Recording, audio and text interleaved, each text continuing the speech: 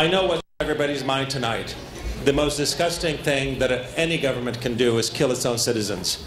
And for us to be sitting here in this wonderful space while Troy Davis is getting ready to be killed is an abomination to, I think, all of our beliefs, everything that we all stand for. It's pretty disgusting. We will keep you updated as horrific as that sounds about what's going on. We also, Amy Goodman called last night and said that she would not be able to come here tonight because she is covering the execution that's taking place in Georgia. So she's there and she's broadcasting live actually from this site and having a discussion about this, this horrific form of punishment, capital punishment, that I think everyone in this room would agree is not becoming of any nation that calls itself civilized.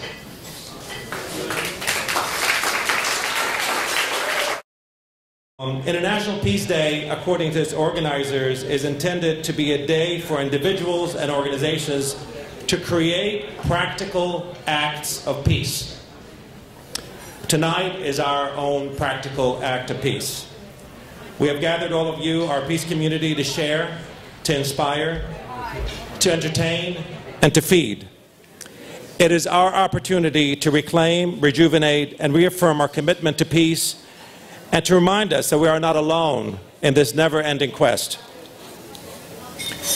Today is also, as I mentioned, a very sad day for this country and for humanity. Tonight, within moments, this country is about to execute a man. No matter what you think of Troy Davis's innocence or guilt, it is still shocking to be able to even utter the words executing someone. I remember as a child in 1963, growing up in Iraq.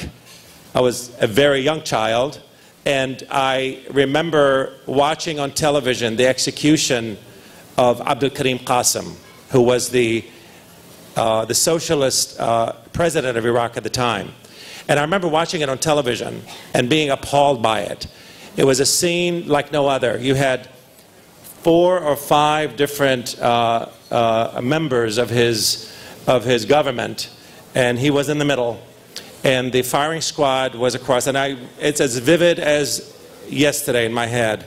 The firing squad points the gun at him. They have him strapped to these chairs, actually metal chairs. They were folded metal chairs. They shot him, and his head cocked over. And I remember seeing the head executioner walk up to him, grab him by his hair, pull his head back, and spit in his face. And it was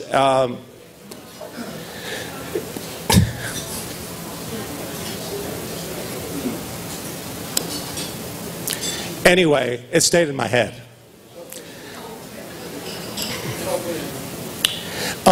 In these times, hope seems a little bit distant, yet we just need to look around this room, to look at the mural that's on the wall, and we can see that hope is not something we need to look very far to find.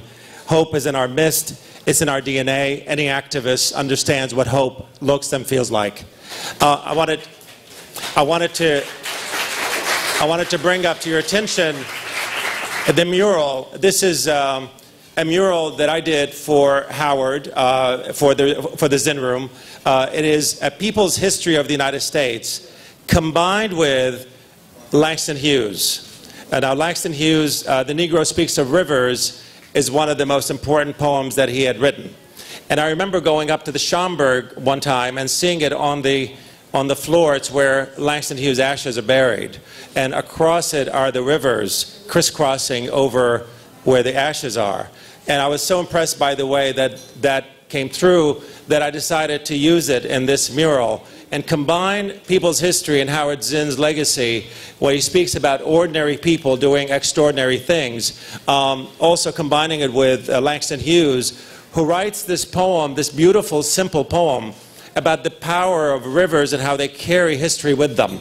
And he writes about 4 different rivers, the Nile, the Congo, the Mississippi, and the Euphrates, and how these rivers carry the history with them.